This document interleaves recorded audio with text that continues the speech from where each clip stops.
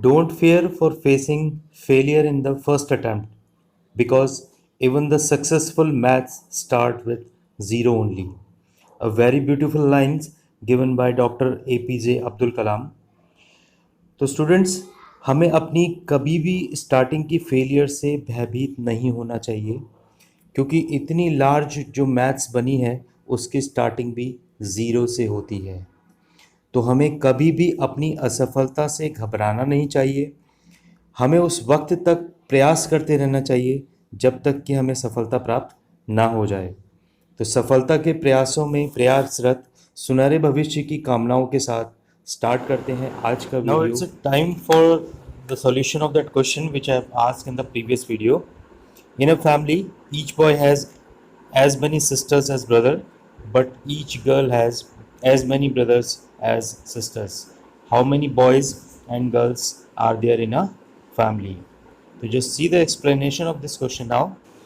I haven't got any correct answer from your side, so I am going to explain this question now. So students, see this, there are two conditions in this question, that if a boy is seeing, अगर एक boy देखता है तो उसके पास जितने number of brothers हैं उतनी ही उसकी सिस्टर्स हैं।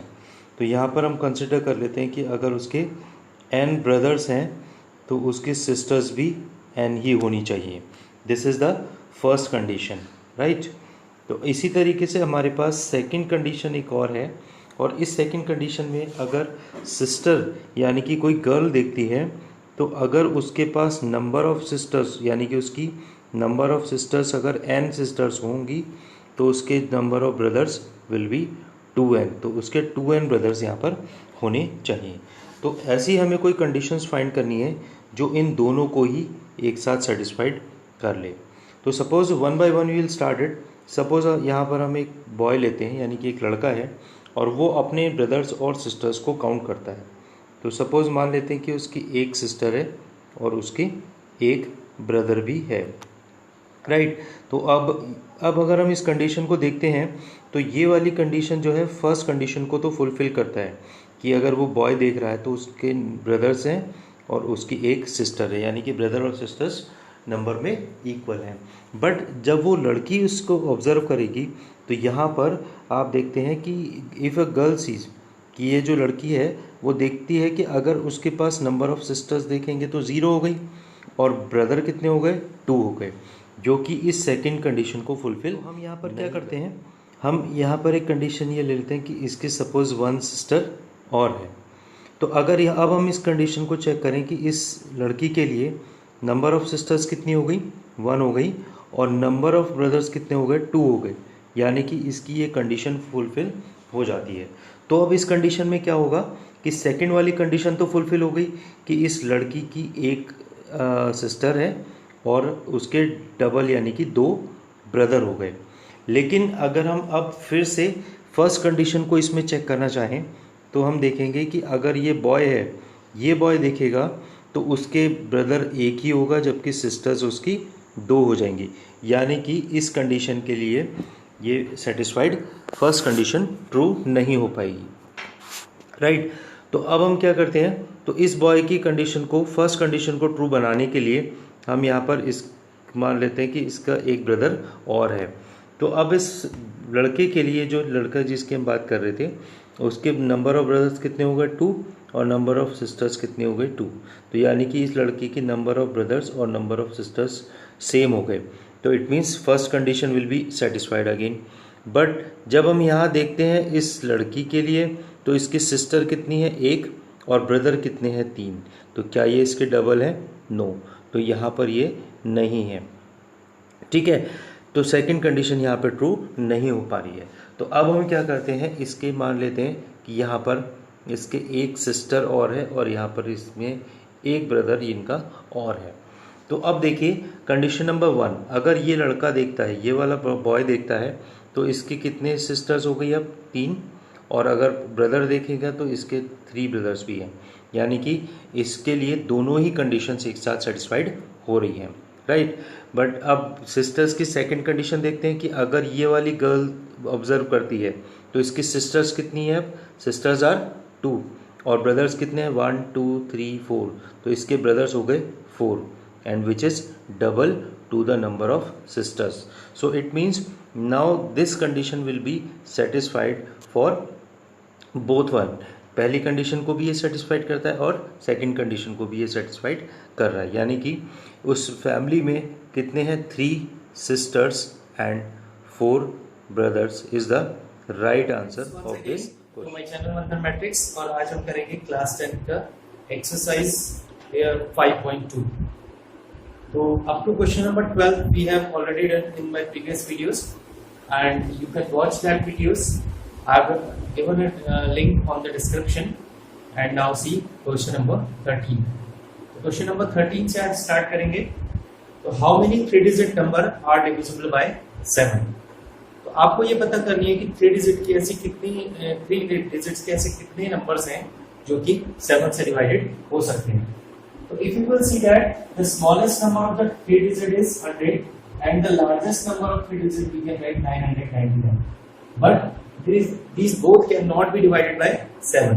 तो हमें सबसे पहले वो नंबर राइट करने हैं जो कि 7 से डिवाइड हो जाए. तो सबसे पहला नंबर जो 7 से डिवाइड होगा, अगर हम इसको 7 से डिवाइड करें तो 7 × 7 हाउ मच इज दैट 3.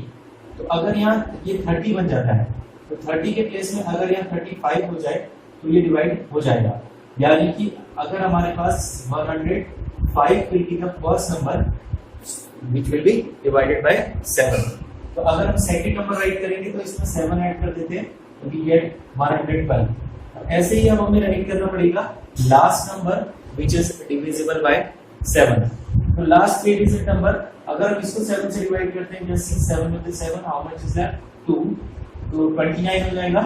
7 3 जा 21 and 7 4 जा 28 we can write. Now 1 is left. तो 7 2 जा 14.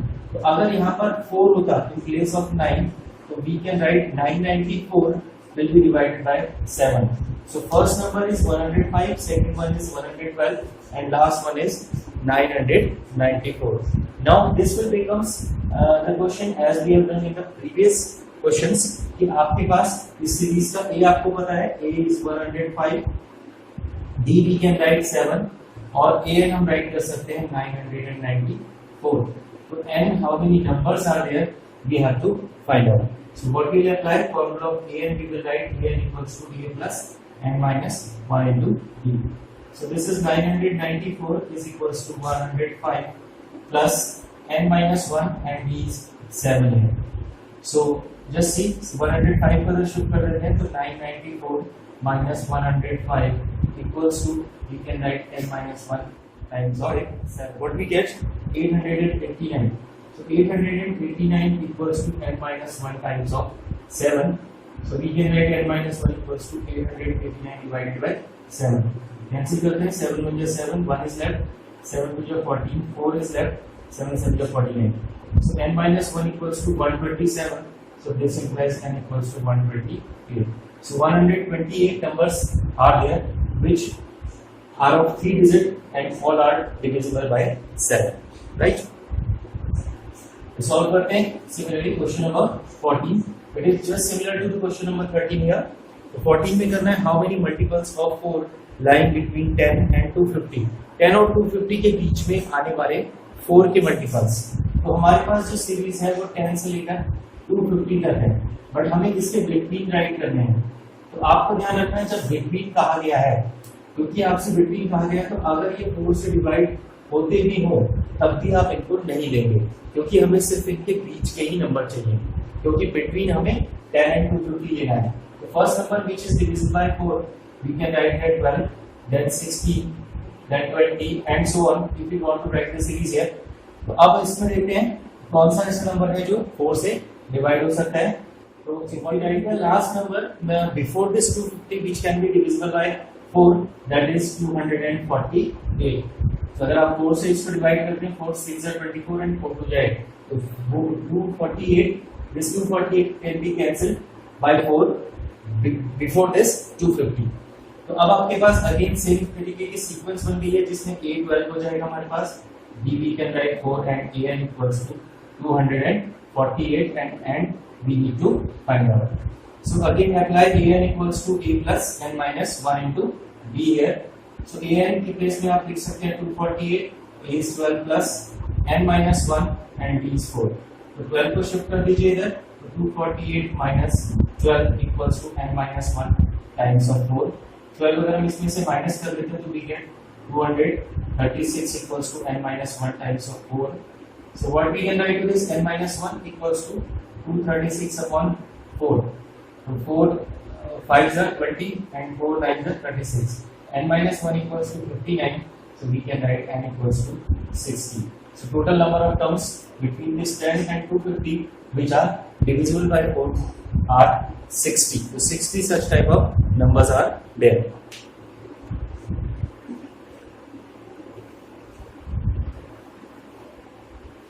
Now see question number 15 here. So see question number 15. For what value of n are the nth term of a piece 63, 65, 63, 65, 67 and so on. And second a piece 3, 10, 17 and so on are equal. तो हमें उस n की value को find out करना है. तो अगर हम इसके सीक्वेंस को इसी तरीके से आगे जा करके राइट करें तो हमारे पास कहीं कोई एक n टर्म सपोज इक्वल आता है. तो late nth term of both sequences are equal. तो हम दोनों सीक्वेंसेस का nth टर्म फाइंड करेंगे, इसका भी nth टर्म फाइंड करेंगे, इस सीक्वेंस का भी nth टर्म फाइंड करेंगे, and according to the given condition they both must be equal to each other.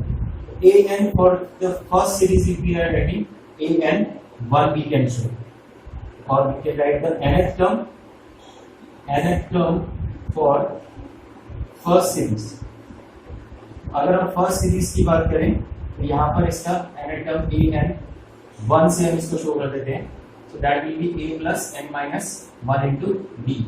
What is the value of a for this first series? This is 63 plus n we don't know here, and d 65 minus 63 that is 2. तो इसको हम right कर सकते हैं 63 plus 2n minus 2, और we can write 2n plus 61. तो इस sequence का जो nth टर्म होगा वो 2n plus 61 आ गया. इसी तरीके से similarly we will find out the nth term of second sequence. अगर second sequence के लिए an फाइंड करेंगे an2, तो we can write a plus n minus 1 into b. तो second sequence के लिए जो a है वो है हमारे पास 3 plus n we don't know, और d अगर हम देखेंगे तो 10 minus 3 we can write 7. So 3 plus 7 and minus 7 we can write this is 7 and minus 4.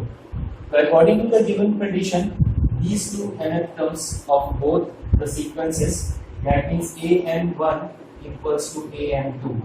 So what we can write here, just see. तो अगर हम इसको राइट करते हैं यहाँ पर, तो according to the given condition, what we can write, this 2n plus 61 is equals to 7n minus 4. अब 7n minus 2n, what we can write, 61 plus 4. So this is 65 equals to 5n. So n we can write 65 upon 5.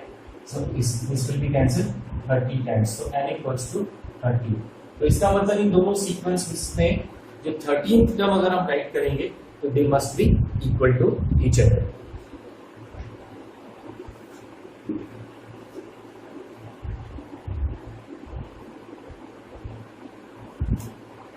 Let us see now question number 16. So in question number 16, determine the AP whose third term is 16 and seventh term exceeds the fifth term by 12. So there are two conditions here. The first one is the third term is 16. So how will we write it? We have done this earlier also. A3 equals to 16. The value of the third term is 16. So we can make one equation from here, a plus, if we write n minus 1 into d equals to 16. So in place of n, what we can put 3. So we get a plus 3 minus 1 into d is equals to 16, or we can write a plus 2d is equals to 16. Make it equation number 1. So now we have another condition here, that seventh term exceeds the fifth term by 12. The seventh term we can write a7, and this is exceeding यानी कि ये term बड़ा है कौन से term से, fifth term से। Fifth term can be represented by A7 and we know कि हम इसमें क्या करते हैं, अगर हम इक्वेशन बनाते हैं तो जहां पर हमें स्मॉलर टर्म दिया होगा, तो जो सेवंथ टर्म है वो बड़ा है, इसलिए फिफ्थ टर्म जो होगा वो ऑलरेडी स्मॉलर होगा ऑब्वियसली। तो अब हम इसमें क्या कर देंगे, इतना ऐड कर देंगे जितना ये स्मॉलर है, ताकि वो दोनों टर्म्स आपस में इक्वल बन जाए। तो A7 को आप लिख सकते हो A plus 6D है, और A5 को लिख सकते हो A plus 4D plus 12. So this A and this A can be cancelled out. 6D minus 4D equals to, we can write 12. So 2D is equals to 2D is equals to 12. If then we have D equals to 12 upon 2, we can write it 6. So D we have 6. अब D की value अगर आप substitute कर दोगे equation number 1 में, तो substituting value of D in equation number 1. So we have A plus 2 into 6 is equals to 16. So A plus 12 is equals to 16. We have 16 minus 12, that is equals to 4. Now we have to write the AP here. तो AP का सबसे पहला term right करते हैं A, then we know it is next term is A plus D, then A plus 2D, then A plus 3D plus and so on. In this way we can write the AP. The first term here, the first term is A equals to 4. If you want to find second term A2, that will be 4 plus 6D, that is 10. Third term, if you write A3 equals to 10 plus again 6, that is 16. Fourth term we can write 16 plus again 6, that is 22. So what we have, 4, 10, 16, 22 and so on. Like this we can find one here. This find the 20th term from the last of this AP. तो हमारे पास 17 question में एक AP के बने। AP है हमारे पास 3, 8, then next term is 30 and so on up to 253. तो इस AP का हमें लास्ट से 28 टर्म फाइंड आउट करना है, यानी कि हम इसकी जो काउंटिंग शुरू करेंगे वो यहाँ से करेंगे, 1 फिर 2 फिर 3 एंड सो ऑन। इसका जो लास्ट से 28 टर्म आएगा वो हमें काउंट करना है। तो the simplest way to simplify this question is कि आप जैसे काउंटिंग शुरू कर रहे हो यहाँ से, तो आप इसी AP को ही इस तरीके से रिवर्स कर दीजिए। लेट रिवर्सिंग द AP, तो यहाँ पर हम AP को ही रिवर्स कर रहे हैं, तो हमारे पास 253 सबसे पहला टर्म बन जाएगा। इसके बाद अगर हम यहाँ से पढ़ेंगे तो हमारे पास 13 आएगा, देन वी गेट 8 और लास्ट टर्म वी गेट 3। तो अब हम अगर इस AP को यहाँ से काउंट करें या इस वाली AP को हम यहाँ से काउंट करें, that will be the same thing. तो इसका मतलब अब हमें इस AP का अगर हम स्टार्टिंग से 28 टर्म निकाल दें तो वो इस AP के लिए लास्ट से ऑब्वियसली 28 टर्म अपने आप ही होगा।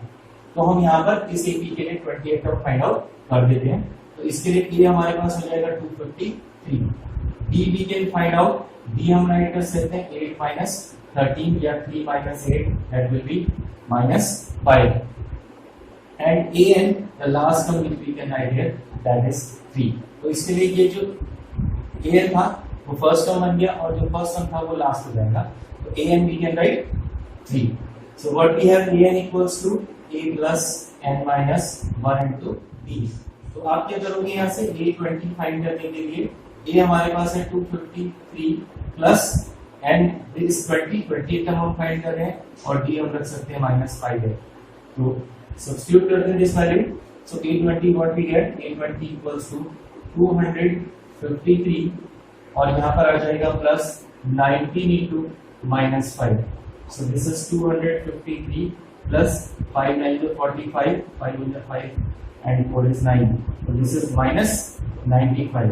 So 253 minus 95, you can write this is equals to 158. So here 253 minus 95 is 158. So its 20th term from the starting of this reverse AP is 158, or we can say the 28th from the last from this AP is 158. तो ये students आगे बढ़ते हैं और कोशिश करते हैं, try करते हैं समझने की question number 18। the sum of the fourth and eighth term of AP is 24 and the sum of sixth and 10th term is 44. So this type of question is also very very important. तो ये कई बार board exams में पूछा गया है, तो ध्यान से इसको समझिए. तो फोर्थ टर्म और एट्थ टर्म जो है, अगर हम इस क्वेश्चन की बात करें तो A4 हम राइट कर सकते हैं. फोर्थ टर्म को हम किससे रिप्रेजेंट करते हैं? Bye A4. और इसी तरीके से एट्थ टर्म को हम रिप्रेजेंट करेंगे 8 से, और इन दोनों का जो सम है वो है 24. तो जो sum of fourth term and eighth term, इन दो टर्म्स का, फोर्थ नंबर के और एट्थ नंबर के जो दो टर्म्स हैं उनका सम हमने लिया है 24. तो इनसे हम पहले एक इक्वेशन फॉर्म करने की कोशिश करते हैं. A4 को आप राइट कर सकते हो A plus n minus 1, n is 4 here, so 4 minus 1 that means we can write 3d. So A plus 3d, the value of A4. और यहाँ पर अगर हम इसको राइट करें A8 को, तो similarly A plus 8 minus 1 that means we can write 7d is equals to 24. तो अगर आप इनको ऐड करते हैं तो A plus A we can write 2A plus 3d plus 7d we can write 10d is equals to 24. और इस equation के तीनों ही टर्म्स 2 से डिवाइडेड हो रहे हैं, तो अगर हम इसको डिवाइडिंग बाय 2 कर देते हैं तो we can write A plus 5b is equals to 12. Make it equation number 1. So similarly, one more condition is given here. The sum of sixth and 10th term. तो sixth term को आप represent करोगे by A6. A6 plus A10 is equals to, this is here 44. तो A6 को आप लिख सकते हो A plus 6 minus 1 that means 5d, और A10 को A plus 9d is equals to 44. तो ऐड करने पर हमें मिलेगा 2A plus 9 plus d plus 5d is 40d is equals to 44, and if we divide it by 2 we get A plus 7d is equals to 22. Make it equation number 2. तो अभी दो equations हमारे पास हैं जो कि linear equation in two variables की form में है. तो वन है A plus 7d is equals to 22, और फर्स्ट इक्वेशन है A plus 5d is equals to 12. So what we can use here? Elimination method. We can use here elimination method, और इसको subtract कर देते हैं. A will be cancelled. Here 7 minus 5 we get 2d. 22 minus 12 is 10. So d what we get 10 by 2. We can write it 5 है. तो d की value हमारे पास आ गई है 5. तो d को इक्वेशन नंबर 1 में सब्स्टिट्यूट कर देते हैं. Substituting value of d in equation number 1. So what is equation number 1? A plus 5d is equals to 12 दिया है, right? तो अब हम d की वैल्यू 5 अगर रखते हैं तो a plus 5 by 25 equals to 12. So we get a equals to 12 minus 25 which is minus 30. तो a की वैल्यू हमारे पास आ चुकी है, b की वैल्यू हमारे पास है, and what we need to find out here, हमें फाइंड करना है find the first 3 terms of the AP. तो इस AP के फर्स्ट 3 टर्म्स हम यहाँ पर राइट करते हैं. First term that we can represent by A1 या A से जिसको रिप्रेजेंट करते हैं that is already minus 30. Second term अगर हमें फाइंड करना है A2, we can write A1 plus D here which is minus 13 and plus what is the value of D? We have 5. So minus 13 plus 5 is minus 8 here, and we want to find A3, that is minus 8 plus 5, we can write it minus 3. Minus 13 comma minus 8 comma minus 3 and more terms we can write for this AP. तो हमारे पास जो terms आ जाएंगे minus 13, minus 8, minus 3 and so on. ये AP के 3 terms हो गए, और आगे के अगर हमें फाइंड करने हो तो वो भी हम कर सकते हैं by adding D in the previous term. Now try to simplify this question number 19 here. तो क्वेश्चन नंबर 19 और 20 ध्यान से देखिए. कुछ वर्ड प्रॉब्लम्स हैं और ये कुछ application of this arithmetic progression भी आप कह सकते हैं. Subbarao starts work in 1995 at an annual salary of ₹5,000. तो एक पर्सन है जिसने अपनी 1995 में अपनी एनुअल सैलरी 5,000 से अपनी सर्विस स्टार्ट की and receive an increment of ₹200 each year. तो उसकी हर ईयर जो सैलरी है उसमें ₹200 का इंक्रीमेंट हो रहा है. तो in which year did his income reaches to 7,000.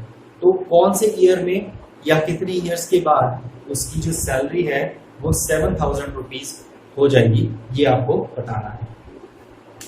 तो इस तरीके के क्वेश्चंस में आप सबसे पहले उस सीक्वेंस को राइट करेंगे जो हमें यहाँ पर AB फॉर्म करे। तो हम अगर इसमें सबसे पहले first salary, if you will write here question number 19 में, तो इसकी जो फर्स्ट सैलरी है, first salary we can write here this is 5000 and that will becomes A।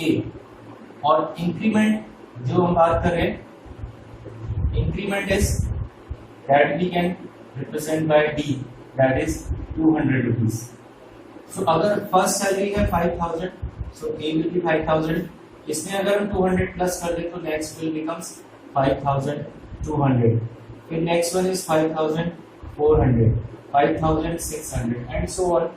और आगे जाकर के ये सैलरी कितनी हो जा रही है हमारे पास, 7000 हो जाती है। So this 7000 will work as AN for this AP. AN will be 7000, A we can write 5000 and D what we have 200 here. So what we need to find out, how many years, that means how many terms. So the same thing is that, so N we have to find out. How many terms हमें find out करना है या how many years, तो it means हमें N की value यहाँ पर equate करनी है। तो easily we can find it, AN equals to D, we will use A plus N minus 1 into D. So AN is 7000 equals to A is 5000 plus N minus 1 and D is 200. So 5000 को shift कर दीजिए, 7000 minus 5000 equals to what we have, N minus 1 into 200. So what we can write, 7000 minus 5000, this is 2000 equals to N minus 1 into 200. So we get N minus 1 equals to 2000 upon 200, that is equals to 10. So N equals to, we have 11. तो 11 years में जो salary है वो 7000 rupees हो जाता है। Getting? तो इस तरीके के क्वेश्चंस बोर्ड एग्जाम्स के लिए काफी इंपॉर्टेंट है, ध्यान से समझिए। Now see question number 20।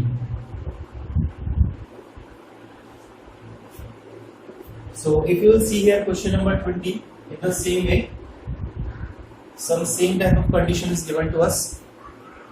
Ramkali saved rupees 5 for first week of a year and then increased her weekly saving by rupees 1.75. If in the nth week his weekly saving becomes rupees 20.75, find N. तो बिल्कुल same question है।